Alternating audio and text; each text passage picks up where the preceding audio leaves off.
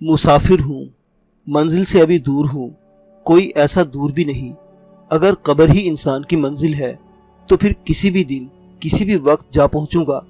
लेकिन दानिश्वर कहते हैं कि इंसान की मंजिल कब्र नहीं होती। कब्र में तो इंसान मरकर उतरता है, बल्कि उतारा जाता है। फिर इंसान की मंजिल क्या है? मेरी मंजिल क्या है? कहाँ है मेरी मंजिल? मंजिल और मुसाफिर किस्त नंबर 28। शाम के खाने के बाद वांग और चंद बर्मी जो उर्दू जुबान समझते थे मेरे पास जाया करते थे और इधर उधर की बातें हुआ करती थी। इस शाम भी वो सब मेरे पास आ गए और कुदरती तौर पर हमारा मौजू यही अंग्रेज पायलट और इसका ये घिनौना जुर्म था। मैंने इन बर्मियों से कहा कि सारी बस्ती में ऐलान कर दो कि कोई भी शख्स किसी दूसरे की औरत के साथ दस्तराजी करेगा, इसे यही सजा दी जाएगी। मेरे पास अब एक और रिवाल्वर भी आ गया था जिसके साथ 24 गोलियां थी। एक बड़ा चाकू भी मिल गया था। मैंने इस गोरे की वर्दी और शूज इन लोगों को दे दिए और कहा कि किसी को पहना देना। इसका पैराशूट लपेट कर अपने पास रख लिया। इस गोरे पायलट को दूसरे लोगों से मरवा कर मैंने अपने आप में अजीब सी तब्दीली महसूस की। मुझे यूं लगा जैसे खुदा ने मुझे कोई ऐसी ताकत अता कर दी है जो हर इंसान को नहीं मिलती। मैं यूं समझने लगा कि मैं जिससे चाहूँ कत्ल करवा भी सकता हूँ और कर भी सकता हूँ। अलबत्ता मैंने अपने आप में ये तब्दीली न आने दी कि मैं अपनी इस ताकत पर फख्र या तकब्बुर और गुरूर करता। मैं आज सोचता हूँ कि मैं अगर उस वक्त अपने आप में गुरूर और तकब्बुर पैदा कर लेता तो आज तक मुझ में मौजूद होता और मैं बड़ी ही फजूल जिंदगी गुजार रहा होता। मैं ये भी सोचता हूँ कि वो फजा और वो माहौल और वो सूरत हाल ऐसी थी ही कि जिसके हाथ में ताकत थी वही बादशाह था। ये कैफियत मैं पहले भी बयान कर चुका हूँ। अगले रोज तानी और यून की शादी हो गई। बुद्ध मत के एक मोहम्मद पैरोकार मौजूद था। शादी इसने करवाई। बर्मियों को जश्न मनाने का मौका मिल गया। मैंने पहली बार बर्मियों की शादी देखी। बर्मी लड़कियां मिलकर भी नाची और अकेली लड़की ने भी रक्स करके कमाल दिखाए। अगले रोज भी बस्ती वालों पर जश्न का मूड तारी था। हर कोई खुश और सरगर्म नजर आता था। तानी और यून के वालिदैन ने मिलकर सारी बस्ती को खास खाना खिलाया था। मेरा ख्याल था कि इस रात भी ये लोग नाच गाना करेंगे, लेकिन दिन के पिछले पर खुशियों के हंगामे पर मौत की दहशत तारी हो गई। 2-3 आदमी जंगल से दौड़ते हुए आए। उन्होंने कहा कि ये खबर सुनाई कि एक शेर ने घोर पर हमला किया, इसे उठाकर ले गया है। औरत जिस घर की थी इस घर में तो कोहराम बर्पा होना ही था। मैंने देखा कि पूरी बस्ती पर सन्नाटा और खौफ और रास तारी हो गया था। मुझे इत्तला मिली तो मैं बाहर निकला। लोग टोलियों में खड़े बातें कर रहे थे। मैंने इनसे पूछा कि शेर ने कहाँ और किस तरह हमला किया है। ऐनी शाहिदों ने मुझे बताया कि वो अपने खेतों में जो पहाड़ी की दूसरी तरफ थे गए तो अचानक झाड़ियों में से एक शेर ने जस्ट लगाई और उस औरत को दबोच दिया। उन्होंने देखा कि शेर ने औरत की गर्दन पीछे से मुंह में ली थी। औरत की तो आवाज न निकली। शेर औरत को घसीटता हुआ ले गया। ये जो आदमी देख रहे थे छुप छुप कर बस्ती की तरफ दौड़ पड़े। मेरे पूछने पर उन्होंने बताया कि शेर किस तरफ गया है। उन्होंने ये भी बताया कि शेर धारीदार है। इससे पहले शेर या भेड़िया बस्ती की इतनी करीब नहीं आया करते थे। कभी कभी दूर से शेर की धाड़ या भेड़ियों की आवाज सुनाई दिया करती थी। बस्ती के लोग मेरे इर्द गिर्द इस तरह इकट्ठे हो गए जैसे शेर को सिर्फ मैं ही मार सकूंगा। उस दौर में मैं शेरों के मुतालिक कुछ भी नहीं जानता था। शेर से हम समझते थे कि ये शेर बब्बर है। चीता भी सुना था।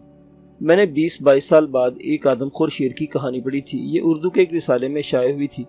फिर मैंने आदमखोर शेरों की कहानियां पढ़नी शुरू की तो मुझे पता चला कि धारीदार शेर बब्बर शेर नहीं होता, बल्कि इसे टाइगर कहते हैं। वो धारीदार शेर टाइगर था जो इस औरत को पकड़कर ले गया था। ये तो बहुत बाद में जब मैंने आदमखोर शेरों की कहानियां पढ़ी तो पता चला कि आदमखोर शेर को किस तरह मारा जाता है। एक दरख्त पर मचान बनाई जाती है, नीचे बकरा या बछड़ा बांधा जाता है और शिकारी शाम के वक्त मचान पर चढ़कर बैठ जाता है। रात किसी वक्त शेर बकरे या बछड़े को पकड़ने के लिए आता है तो ऊपर से गोली मारी जाती है। ये बहुत बात की बात है कि मुझे ये मालूमात हासिल हुई थी, लेकिन बर्मा के इस जंगल में जब मुझे बताया गया कि शेर फलां तरफ गया है तो मैंने लोगों से कहा था कि मैं राइफल लेकर शेर के पीछे जाऊंगा और इसे मारकर वापस आऊंगा। मैंने किया भी ऐसे ही। राइफल के मैगजीन में राउंड डाले, एक राउंड चेंबर करके सेफ्टी कैच में चढ़ा दिया और बाकी एमुनेशन जेब में डालकर चल पड़ा। मेरे साथ 4 आदमी हो गए। इनके पास तलवारें थी। मेरे पास अब रिवाल्वर भी था, लेकिन इन बर्मियों में कोई भी एक भी ऐसा आदमी न मिला जो रिवाल्वर चला सकता।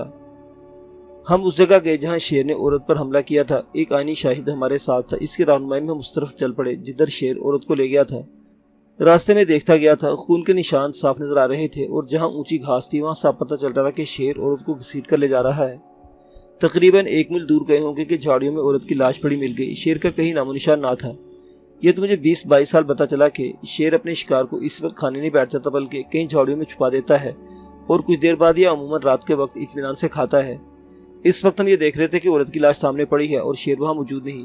मैंने अपने साथ जाने वाले आदमियों से कहा कि लाश उठा ले और बस्ती में ले चलें।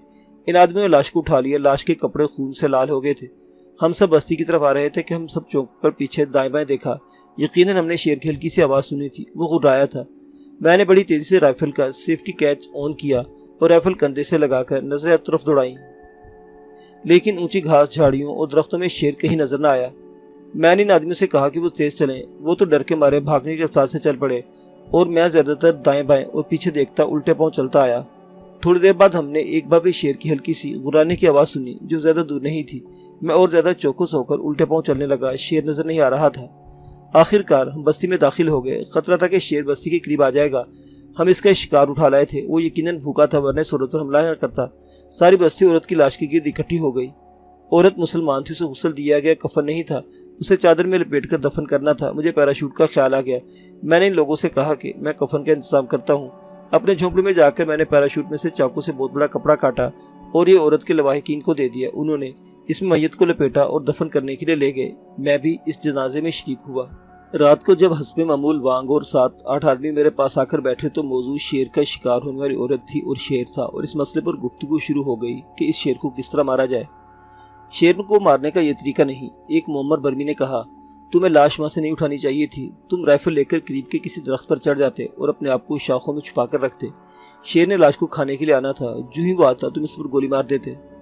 میں اس شیر کو مار کر ہی دم لوں گا، میں کل صبح رائفل لے کر اس کی تلاش میں نکلوں گا۔ ایسی بیوقوفی نہ کرنا، اس معمر برمی نے کہا۔ شیر تمہارے سامنے نہیں آئے گا، وہ چھپ چھپ کر پیچھے سے تمہارے قریب آئے گا اور اس سے پہلے کہ تم سنبھل سکو وہ تمہیں اپنے پنجوں اور منہ میں دبوچ لے گا۔ میں جوانی میں 2 بار انگریز شکاریوں کے ساتھ جنگلوں میں گیا ہوں۔ طریقہ یہ ہے کہ کوئی جانور جنگل میں کہیں باندھ دو، جگہ وہی موضوع ہے جہاں عورت کی لاش پڑی تھی، خود درخت کی شاخوں میں چھپ جانا۔ شیر اس جانور کو پکڑنے کے لیے آئے گا، اسے گولی مار دینا۔ بستی میں خجرے بھی تھیں، 2 گدھے بھی تھے اور 3-4 بکریاں بھی تھیں۔ کچھ بحث و مباحثے کے بعد یہ طے ہوا کہ کل اس جگہ جہاں سے لاش ملی تھی ایک بکری کو باندھا جائے گا، پھر میں کسی قریبی درخت پر چڑھ کر چھپ جاؤں گا۔ معلوم نہیں میرا ذہن اس طریقے کو کیوں قبول نہیں کر رہا تھا۔ یہ تو سال بعد مجھے پتا چلا کہ شیر کو مارنے کا یہی طریقہ ہوتا ہے۔ میں اس طریقے کو بہتر سمجھتا تھا کہ رائفل لے کر جنگل میں نکل جاؤں گا اور شیر کو مار لوں گا۔ یہ لوگ جب رات کو اٹھ کر چلے گئے اور میں جھونپڑے میں تنہا رہ گیا تو سوچنے لگا کہ میں شیر کو مار سکوں گا یا نہیں۔ میں یہ نہیں سوچ سکتا تھا کہ انسانوں کو مار لینا آسان ہوتا ہے۔ میرے ذہن میں یہ یقین بیٹھ گیا تھا کہ جس طرح 2 منٹ میں نے 5 آدمیوں کو گولی مار دی تھی، اس طرح میں شیر کو بھی مار لوں گا۔ یہ کچھ سوچتے سوچتے میری آنکھ لگ گئی۔ میں اگلی صبح حسب معمول اس وقت جاگا جب سورج خاصا اوپر آ گیا تھا۔ میں خدمت گار کو آواز دینے ہی لگا تھا کہ ناشتہ لے آئے کہ مجھے دوڑتے ہوئے قدموں اور کچھ شور شرابے کی آوازیں سنائی دی۔ دوڑتے قدم میرے جھونپڑے میں داخل ہوئے اور آنے والے آدمی نے اطلاع دی کہ شیر ایک لڑکے کو ابھی اٹھا کر لے گیا ہے۔ میں نے رائفل اٹھائی، رائفل میں نے کل کے روڈ پڑے ہوئے تھے۔ میں نے ان آدمیوں کے ساتھ دوڑتا ہوا باہر نکلا۔ ہم اس طرف دوڑتے گئے جدھر ہمیں بتایا گیا تھا کہ شیر لڑکی کو پکڑ کر لے گیا ہے۔ راستے میں یہ آدمی مجھے بتاتے گئے کہ 3-4 لڑکے بستی سے دور ٹیکری کے پیچھے چلے گئے اور وہاں بھاگ دوڑ رہے تھے۔ اچانک ایک جھاڑی کے اندر سے شیر نے جست لگائی اور 13-14 سال کے ایک لڑکے کو منہ میں لے کر اسی طرف چلا گیا جدھر وہ عورت کو لے کر گیا تھا۔ ہمارے پیچھے 4-5 آدمی اور دوڑے آئے۔ ان کے پاس تلواریں تھیں۔ یہ عام قسم کی تلواریں نہیں تھیں بلکہ یہ چوڑے بلیڈوں والی تلواریں تھیں جو برما اور اس سے اگلے علاقوں میں عام طور پر دیکھنے میں آتی ہیں۔ بعض اوقات لا علمی بہت فائدہ دیتی ہے۔ اس وقت مجھے غم نہیں تھا کہ شیر کے تعاقب میں جا کر اسے مارنا بہت خطرناک ہوتا ہے۔ مجھے یہ بھی بہت بعد میں معلوم ہوا تھا کہ شیر پہلی گولی سے نہیں مرا کرتا، پہلی گولی کھا کر وہ گولی چلانے والے پر حملہ کر دیتا ہے اور عموماً دوسری گولی چلانے کی مہلت نہیں دیتا۔ اگر شکاری دوسری گولی چلاتے ہوئے بھی تو شیر کو اپنے اوپر آتا دیکھ کر اتنا گھبرا جاتا ہے کہ اس کی گولی خطا جاتی ہے، پھر اس کا انجام یہی ہوتا ہے کہ شیر اسے چیر پھاڑ دیتا ہے۔ یہ شیر کا جوابی اور انتقامی حملہ ہوتا ہے۔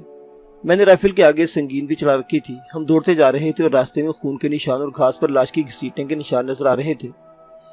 بہت دور جا کر ہم میں سے ایک آدمی اچانک رک گیا اور اس نے ہمارے آگے بازو پھیلا دی، میں روک دیا۔ یہی رکو، اس نے کہا۔ میں نے شیر کو دیکھ لیا، چھپ جاؤ اور ذرا آگے جھاڑی اور گھاس میں غور سے دیکھو، تمہیں شیر بیٹھا ہوا نظر آئے گا۔ مجھے اس کا تھوڑا سا سر نظر آیا تھا۔ وہاں گھاس اتنی اونچی تھی کہ اچھے قد کے آدمی کی کمر تک پہنچ جاتی تھی۔ جھاڑیاں بھی بہت زیادہ تھی اور جھکے درختوں کی بھی بہتات تھی۔ میرے ساتھی پھیل گئے اور میں سیدھا چلتا رہا۔ اب ہم سب دبے پاؤں آگے بڑھ رہے تھے اور ہر قدم پھونک پھونک کر رکھتے تھے۔ میں نے بائیں طرف دیکھا، ایک ٹیکری نظر آئی جو عام زمین سے تھوڑی سی اونچی تھی۔ میں جھک کر چلتا اس ٹیکری پر چلا گیا اور ایک درخت کے نیچے چھپ کر ادھر ادھر دیکھنے لگا جدھر ہمارے ایک ساتھی نے شیر کا سر دیکھا تھا۔ یہ وہی جگہ تھی جہاں سے ہم نے کل عورت کی لاش اٹھائی تھی۔ مجھے شیر نظر نہیں آ رہا تھا، البتہ 2 بھیڑیے نظر آئے جو ایک طرف سے ادھر آ رہے تھے۔ تھوڑی دیر بعد 3 اور بھیڑیے ادھر آئے اور وہ تینوں پہلے 2 بھیڑیوں سے جا ملے۔ وہاں جھاڑیاں بھی زیادہ تھی اور گھنی بھی تھی، اسے نظر نہیں آتا تھا کہ شیر وہاں ہے یا نہیں۔ पांचों भेड़िए रुक गए और सर नीचे करके बहुत ही आहिस्ता आहिस्ता आगे बढ़ने लगे। वो जू आगे होते जा रहे थे, ऊंची घास और झाड़ियों में छुपते जाते थे। अचानक शेर के गुर्राने की आवाज सुनाई दी और इसके साथ ही शेर का सर और पीठ नजर आई। वो भेड़ियों को भगाने के लिए इनके पीछे दौड़ा था। पांचों भेड़िए पीछे हटे और जरा ही देर बाद शेर एक पहलू से मेरे सामने आ गया। फासला तकरीबन 100 गज था। राइफल वहां तक पूरी तरह मार कर सकती थी। भेड़िए पीछे हटकर रुक गए और शेर इनसे थोड़ी देर रुककर गुर्राने लगा।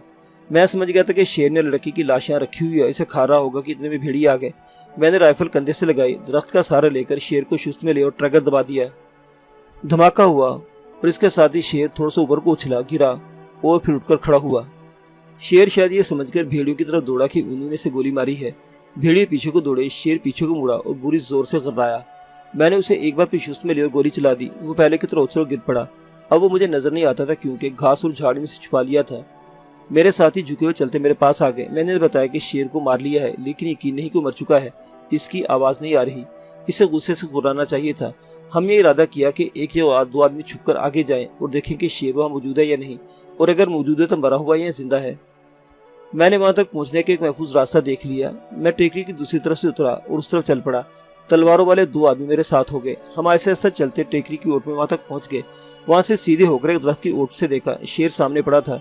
इसके जिस्म में कोई हरकत नहीं हो रही थी। इसका खून बहता साफ नजर आ रहा था। मैं राइफल आगे करके टेकरी पर चढ़ा और दूसरी तरफ उतरा। दोनों आदमी मेरे साथ चल रहे थे। उन्होंने तलवारें तान रखी थी। एक आदमी ने मुझे रोक दिया। इसने एक पत्थर उठाया और शेर की तरफ फेंका। शेर दूर नहीं था, पत्थर इसके पेट पर लगा।